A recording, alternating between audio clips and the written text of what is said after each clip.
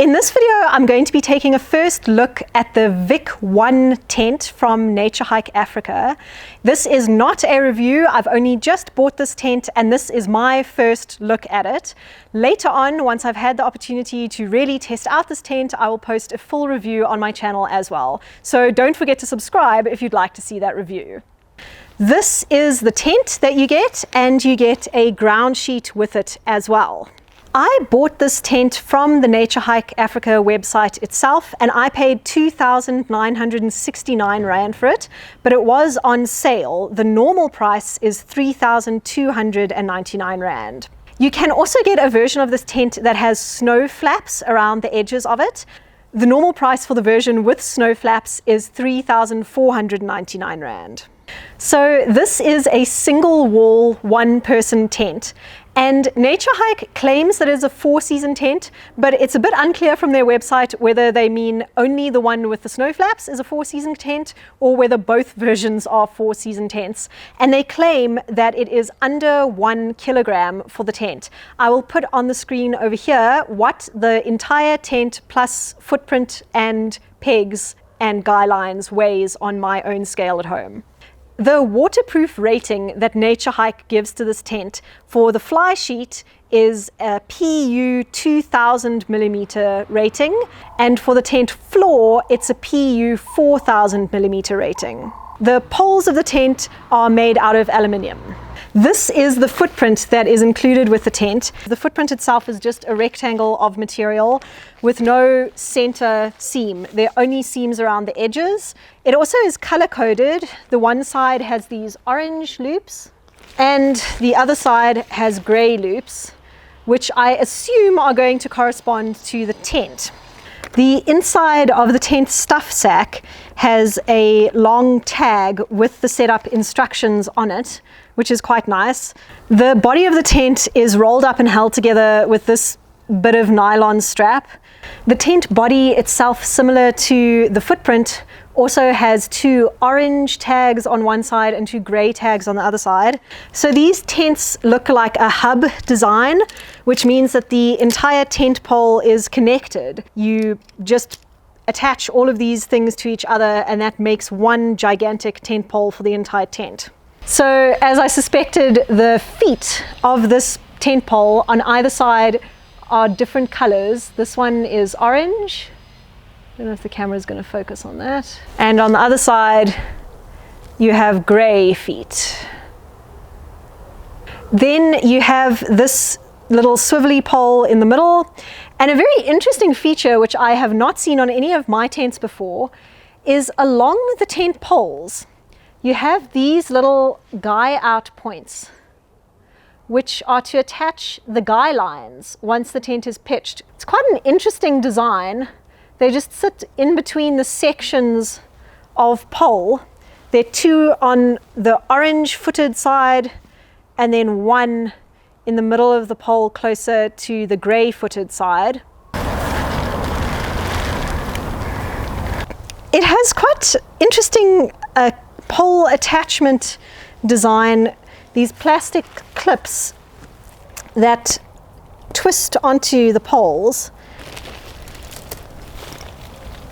The ground sheet is definitely slightly larger than the tent itself. The guy lines that you are given with the tent do have line locks on them, so I'll attach them to the tent now.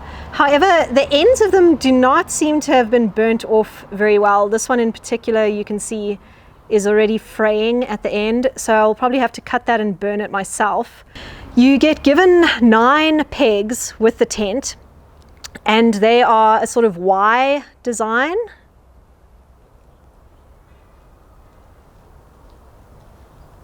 And each of them comes with a little bit of shock cord attached to it to make it easier to pull them out of the ground. They're pretty small, like they are quite thin and not particularly long. So I have to say that even before I've put the guy lines on, this tent seems pretty solid to me. I like the way that the pole is constructed. And it does seem like the inside should have the maximum amount of space that you can get for this particular tent. The one thing that I have immediately noticed, the vents are very much on the top of the tent, and I am concerned that there's going to be some splashback if it's raining, and I feel like this may have been a problem because there is this extra flap of nylon underneath the vent. So this is the tent pitched, and I'm pretty happy with it as it is right now. There are a few things that concern me, such as the splashback from the vents that are right on the top of the tent, and the flimsiness of the plastic clips that attach to the poles, and the plastic line locks on the guy lines. But I'm very impressed with what you get for this tent. You get enough pegs to guy out every single point on this tent, which is more than you can say for some of the higher end tents. And so far, it actually looks pretty stable. So this is obviously a one-person tent, but it's interesting because it seems to have two vestibules.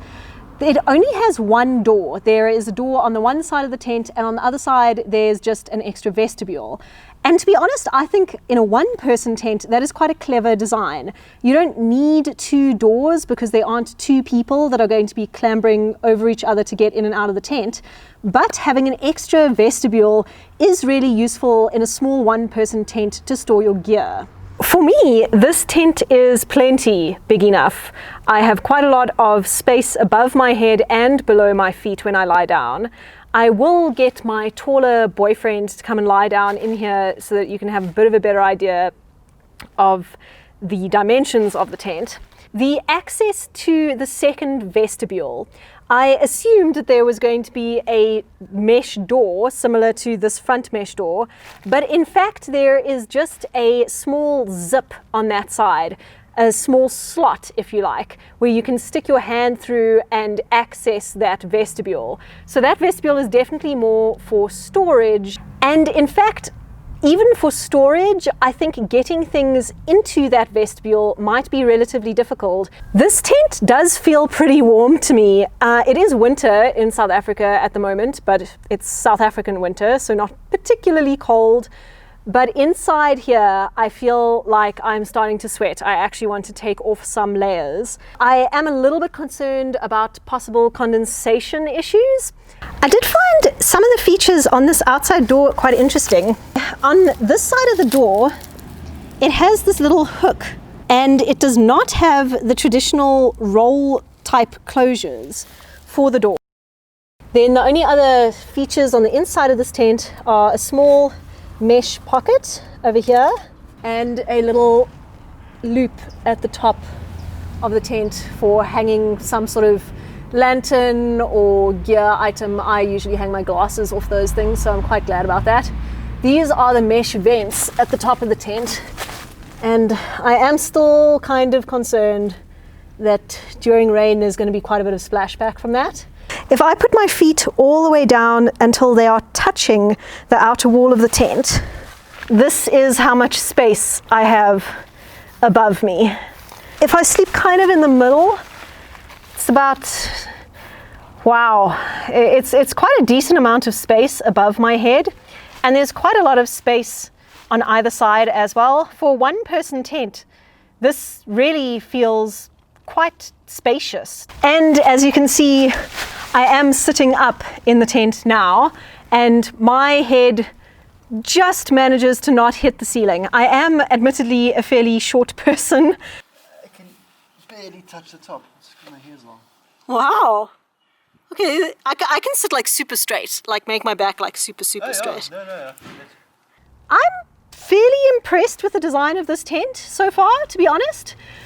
I'm reasonably optimistic that it might actually work, but I will test it out thoroughly and I will get back to you by making a video review after I've finished testing it.